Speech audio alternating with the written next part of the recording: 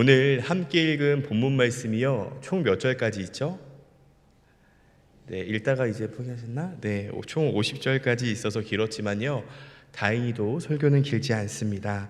네, 걱정 마시고 우리 짧은 시간이지만 하나님께서 우리에게 주시는 메시지 함께 나눠보도록 하겠습니다. 오늘 우리가 함께 보고 있는 마가복음 9장의 말씀은요, 표제어를 통해서도 알 수 있듯이 수많은 사건들이 등장하고 있습니다. 먼저 흔히 변화산 사건이라고 불리우는 일, 곧 예수님께서 영광스러운 모습으로 변형하신 사건이 나오고요, 또 다음으로는 귀신 들린 아이를 고치신 사건과 이어서 예수님께서는 죽음과 부활에 대해 말씀하십니다. 그리고 제자들의 논쟁과 죄에 대한 경고, 그리고 마지막으로는 소금의 비유가 나오고 있습니다.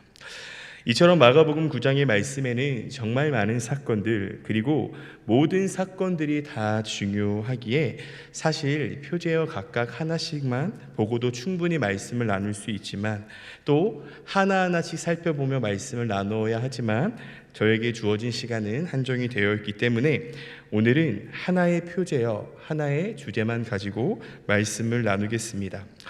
그 전에 오늘의 본문 말씀인 마가복음 9장의 말씀을 자세히 보면요, 한 가지 중요한 사실을 깨달을 수 있는데요, 그것은 바로 예수님께서 모임 무리를 중심으로 가르치시던 초기 사역과는 대조적으로 이제는 주로 제자들을 가르치는데 중점을 두고 있다는 것입니다.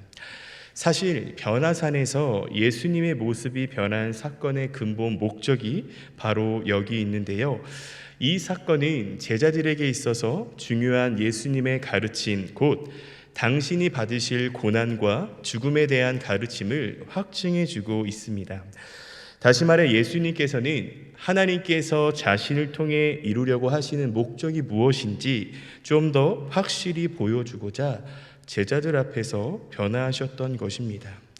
더 쉽게 이야기하면요, 변화사 사건은 본문 말씀 7절에 기록하고 있듯이 예수님은 하나님의 아들이자 메시아이심을 나타내신 것입니다. 그리고 이어서 등장하던 예수님은 제자들에게 벙어리 귀신 들린 아이를 통해 기도의 능력에 대해 가르쳐 주시고요, 또 제자들이 서로 누가 크냐라고 논쟁할 때 예수님께서는 그들에게 겸손을 가르쳐 주셨습니다. 이처럼 오늘의 본문 말씀인 마가복음 9장의 말씀은요, 예수님께서 어떤 모임 무리가 아니라 제자들을 훈련시키는데 중점을 두셨음을 알 수 있습니다.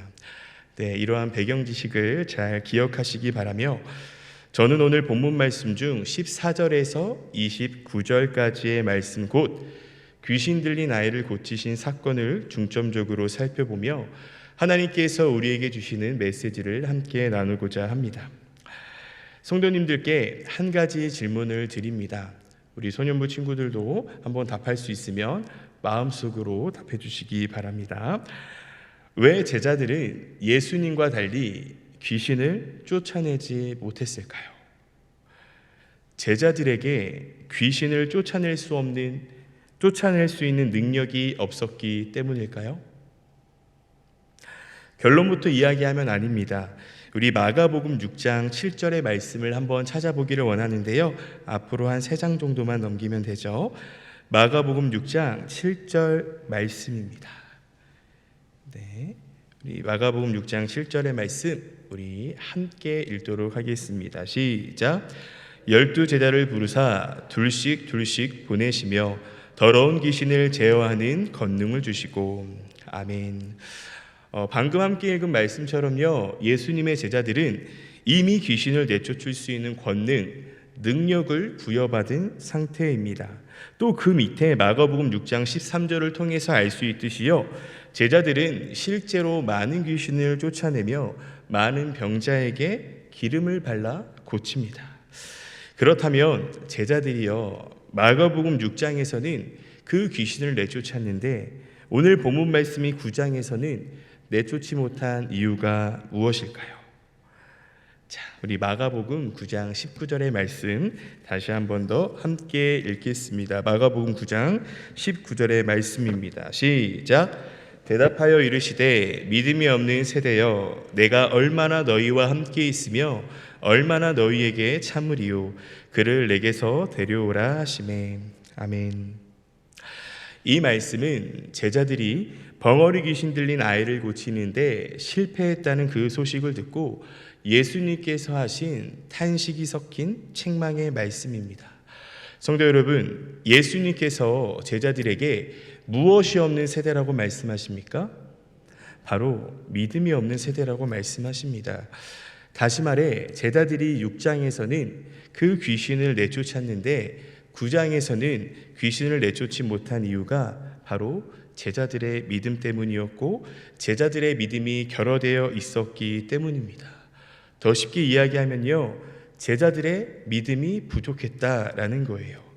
자, 그렇다면 제자들의 믿음이 부족했던 이유가 무엇일까요? 그 전에 성도 여러분, 사람이요 가장 믿음이 좋을 때가 언제인지 아십니까? 목사님, 저는 매일매일이요 라고 하시면 땡큐이지만 저의 경험상 바로 하나님을 처음 만났던 그 순간이지 않을까 싶습니다. 만약 성도님들께서 제게 목사님은 믿음이 언제 좋으셨어요? 라고 이렇게 질문하신다면 목사로서 부끄럽지만 저는 우리 소년부 친구들과 같은 5학년, 6학년 때라고 답할 것 같습니다. 지금은 보시는 것과 같이 금식기도 못합니다. 자신이 없어요. 하루 한 끼도요. 하지만 초등학교 5학년, 6학년 때는 했습니다. 우리 친구들의 나이 때는요. 그래서요 1월 1일이 되면 금식을 했어요. 물론 어린 나이에 한 것이기 때문에 금식보다는 굶식에 가깝지만요. 그래서 새로운 한 해의 그 첫날을 주님께 드리자라고 하면서 가족들이 함께 금식을 했습니다. 또 당시에 이제 어머니의 사역으로 논산에 있는 이제 기도원에서 살면서 매달 영성 축복 성회라는 집회를 했고 또 산기도를 했습니다. 자, 그런데 시간이 지나 또 시간이 많이 흘러 목회자가 된 지금 금식을 하라고 하면 시험에 들 것 같습니다. 주님 제발 그것만은요.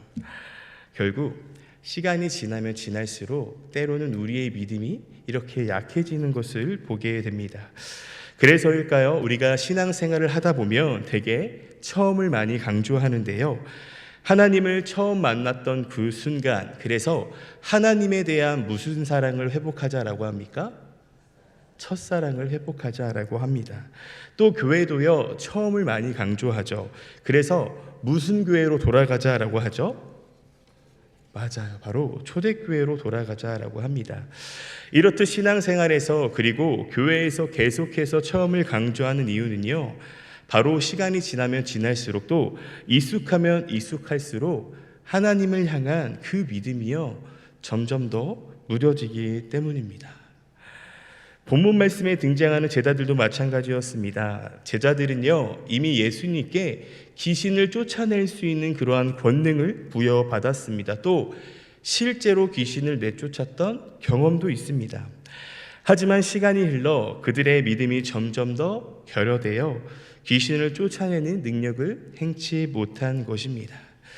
이에 제자들은요 자신들의 믿음이 결여된 채도 모른 채 예수님께 질문합니다.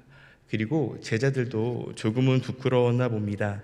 본문 말씀 28절에 기록하고 있듯 예수님께 크게가 아니라 작게 또 조용히 묻습니다. 예수님, 왜 우리는 예수님처럼 귀신을 내쫓지 못했습니까? 이에 예수님은 답하시죠. 우리 본문 말씀 마가복음 9장 29절입니다. 우리 함께 읽겠습니다. 마가복음 9장 29절입니다. 함께 읽겠습니다. 시작. 이르시되 기도 외에 다른 곳으로는 이런 종류가 나갈 수 없느니라 하시니라. 아멘. 세번역 성경에는 다음과 같이 기록하고 있었습니다. 예수께서 그들에게 대답하셨다. 이런 부류는 기도로 쫓아내지 않고는 어떤 수로도 쫓아낼 수 없다. 다시요. 예수께서 그들에게 대답하셨다. 이런 부류는 기도로 쫓아내지 않고는 어떤 수로도 쫓아낼 수 없다. 성도 여러분, 이 말은 무엇을 의미합니까? 제자들이 귀신을 쫓아낼 때 기도를 했다는 거예요? 안 했다는 거예요? 기도하지 않았다라는 것입니다.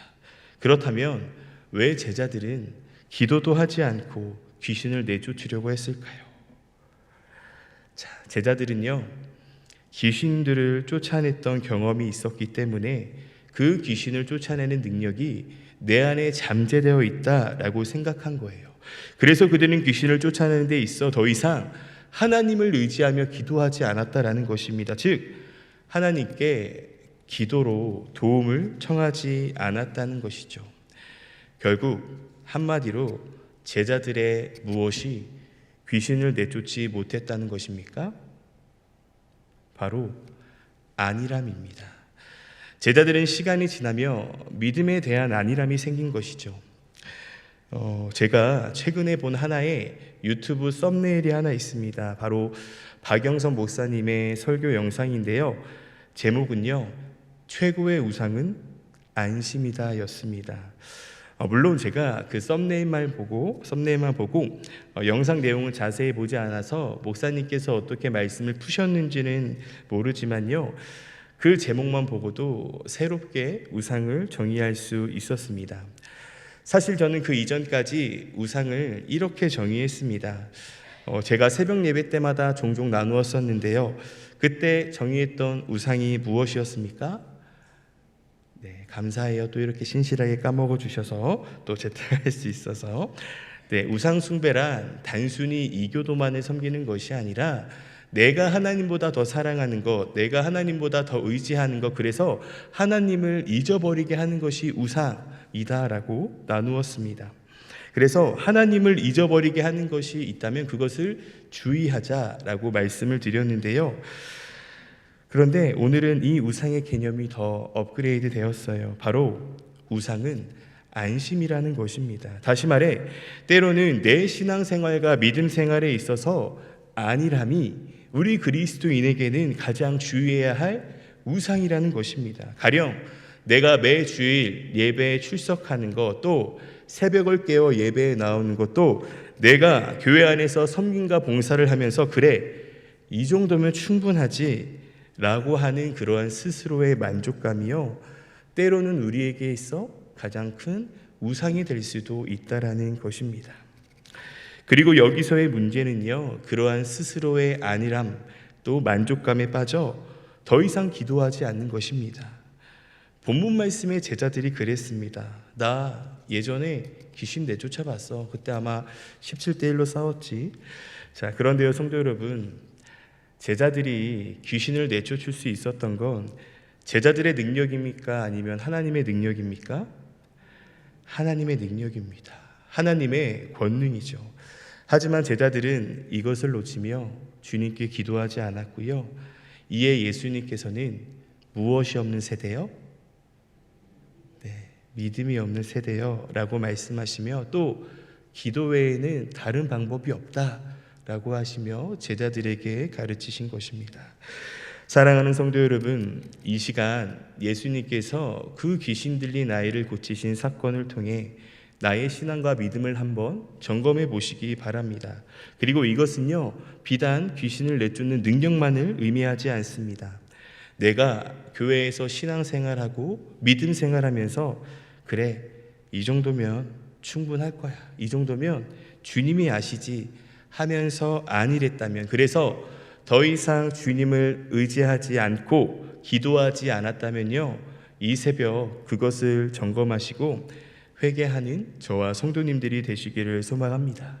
그래서요, 우리가 매일 아침에 잠을 깨고 일어나는 것처럼 늘 하나님을 향한 첫 믿음과 첫 사랑을 회복하며 매 순간 주님을 의지하며 기도함으로 믿음 생활하시기 바랍니다.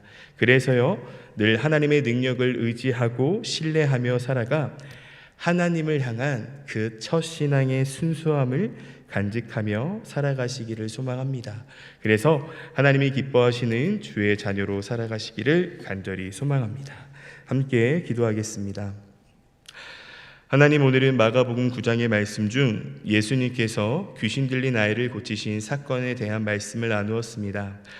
하나님, 우리 보배로운 교회 성도님들 모두가 그동안 해왔던 신앙생활과 믿음 생활에 안일하지 않게 하시고 매일이 주님을 처음 만났던 그 첫사랑의 믿음을 가지고 신앙생활하게 하옵소서.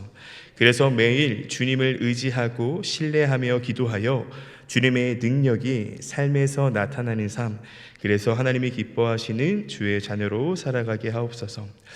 주님, 몽골 선교팀이 한 주간의 사역을 마치고 복귀하는 날입니다. 한국에 귀국하여 가정에 들어가는 그 순간까지 주님께서 지켜 보호하여 주시고 몽골 땅에 뿌려진 믿음과 복음의 씨앗이 하나님의 때에 하나님의 방법대로 열매 맺게 하옵소서. 또 어제부터 소년부 여름 성경학교가 진행되고 있습니다. 성경학교 가운데 성령 하나님께서 함께하여 주시고 우리 소년부 친구들이 하나님을 만나는 귀한 시간이 되게 하여 주옵소서. 또 성경학교를 이끄시는 목사님과 선생님들께도 지혜 주시고 또한 성령 충만함 허락하여 주옵소서. 주님, 드려진 예물을 위해 기도합니다. 주님께 시간의 예물과 물질의 예물을 드린 손길을 기억하여 주시고 기쁘게 받아 주옵소서. 감사합니다. 사랑이 많으신 우리 구주 예수님의 이름으로 기도합니다. 아멘.